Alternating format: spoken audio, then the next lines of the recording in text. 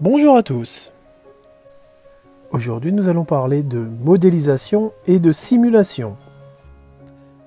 Vous avez expérimenté en classe la modélisation avec Google SketchUp.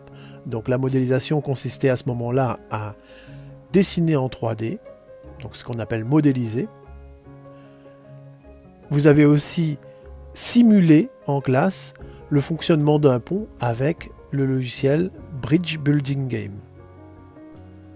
Il faut savoir que la modélisation et la simulation numérique interviennent au moment de la conception et de la validation de solutions. La modélisation et la simulation peuvent servir à beaucoup de choses. Elles peuvent servir à comprendre le fonctionnement d'un objet, mais aussi à formaliser et à présenter un futur objet au client, à partager des recherches sur des sites historiques, à fabriquer et à construire des objets, à investiguer, c'est-à-dire à chercher ce qui ne va pas et à trouver des solutions, mais aussi à modéliser, à prouver que des structures mécaniques peuvent fonctionner. Nous pouvons par exemple modéliser un aspirateur robot pour comprendre son fonctionnement. En effet, en dessinant en 3D chaque élément de l'aspirateur robot, et en le plaçant correctement, on peut comprendre le fonctionnement du robot aspirateur.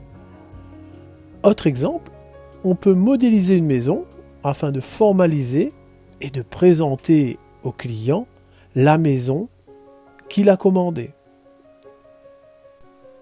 Cela permet au client d'imaginer sa vie dans sa future maison. C'est l'activité que vous avez fait en classe d'ailleurs avec Google SketchUp 8. Un autre exemple de modélisation, c'est la modélisation de sites historiques pour partager des recherches. Dans le cadre de leurs recherches, les historiens peuvent présenter et partager les résultats de leurs recherches grâce à la modélisation en 3D. Ça leur permet, par exemple, de présenter à quoi ressemblait une ville dans le passé. Ce genre de modélisation est aussi utilisé dans le domaine des jeux vidéo. Par exemple, dans la série des jeux Assassin's Creed, vous avez des villes qui ont été reconstituées, par exemple la ville de Paris, à l'époque de la Révolution française. Il faut savoir que quand vous allez à Paris aujourd'hui, il y a des bâtiments qui n'existent plus et qui sont représentés dans ces jeux. Cette représentation dans ce jeu vidéo des bâtiments de l'époque de la Révolution française a été possible grâce aux recherches des historiens et au partage de leurs recherches grâce à la modélisation en 3D. Donc, grâce à la modélisation en 3D, ils ont pu montrer à quoi ressemblaient les bâtiments d'époque et comment vivaient les gens à cette époque. La modélisation permet aussi de fabriquer et de construire des objets. Vous pouvez par exemple modéliser votre propre jeton de caddie personnalisé et ensuite exporter le fichier vers le format lisible par l'imprimante 3D. L'imprimante 3D va alors fabriquer votre jeton de caddie personnalisé. Cet exemple ne s'arrête pas au jeton de caddie. Nous pouvons très bien imaginer construire une voiture radiocommandée pièce par pièce en le dessinant sous Google SketchUp et ensuite en l'assemblant après avoir construit toutes les pièces de la machine. La modélisation et la simulation peuvent servir à d'autres domaines, par exemple pour investiguer et trouver des solutions. Pour l'amérissage de l'A321, donc il a fallu investiguer et trouver des solutions pour que l'amérissage, en cas d'urgence, se passe bien. Par la modélisation et la simulation, nous avons donc une bonne idée de ce qui se passerait si un A321 devait amérir. Dans ce genre de cas, cela permet tout simplement de sauver les voyageurs lors d'un amérissage. Autre exemple de modélisation et de simulation, lorsque vous voulez prouver qu'une structure mécanique peut fonctionner. Vous avez vécu l'exemple en classe avec Bridge Building Game, dans lequel vous deviez construire un pont en treillis et faire passer un train sur ce pont.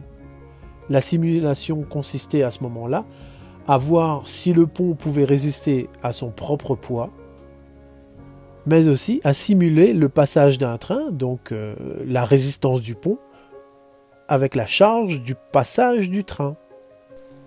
En classe, je vous avais demandé d'arriver jusqu'au bout du niveau 7, et vous avez pu constater que en mettant des triangles dans vos structures, la structure était beaucoup plus solide que s'il n'y en avait pas.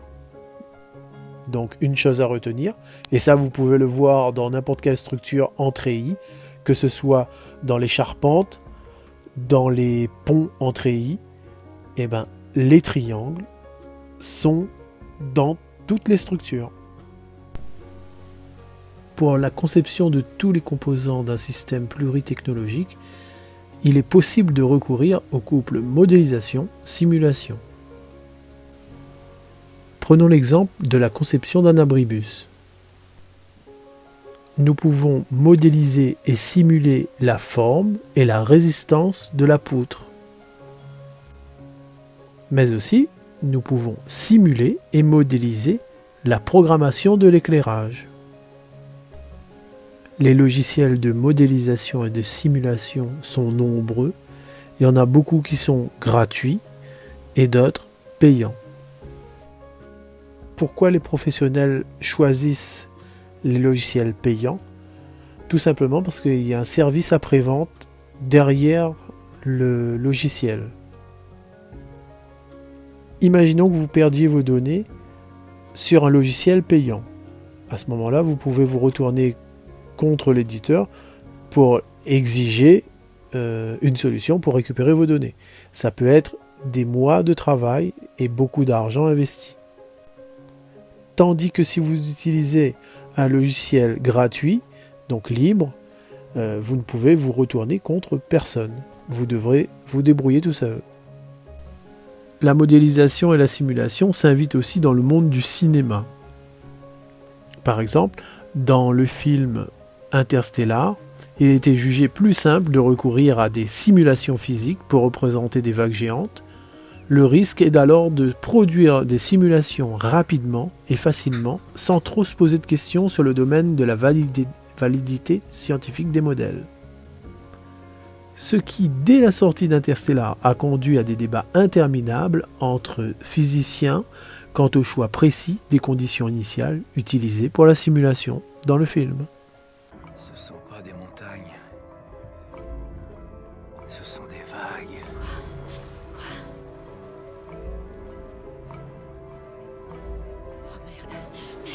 Oh merde. Bon, celle-ci s'éloigne de nous.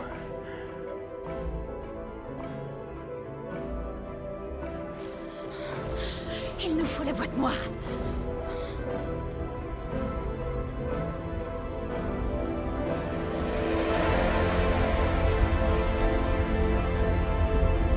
Brand, Doyle, remontez tout de suite dans le Ranger. On ne repart pas sans les données de Miller. Revenez tout de suite. On n'a pas le temps. Il y a la deuxième vague qui arrive. On est au creux de la houle.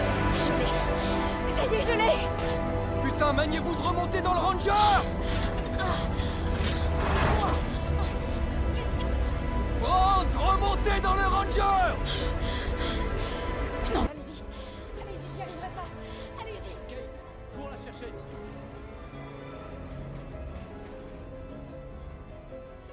Allez-vous-en. Debout. Allez, Brand. Vite, vite, vite. Je vais pas m'en sortir. Mais si, vous verrez. Allez, courage.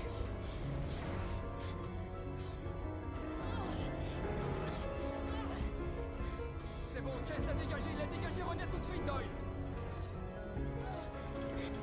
Allez, Brand. Allez, Couty.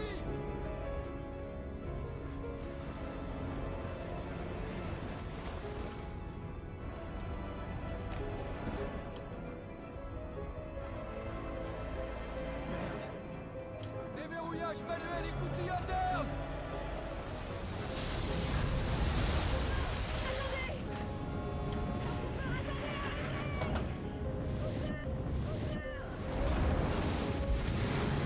Les moteurs sont noyés. Je vais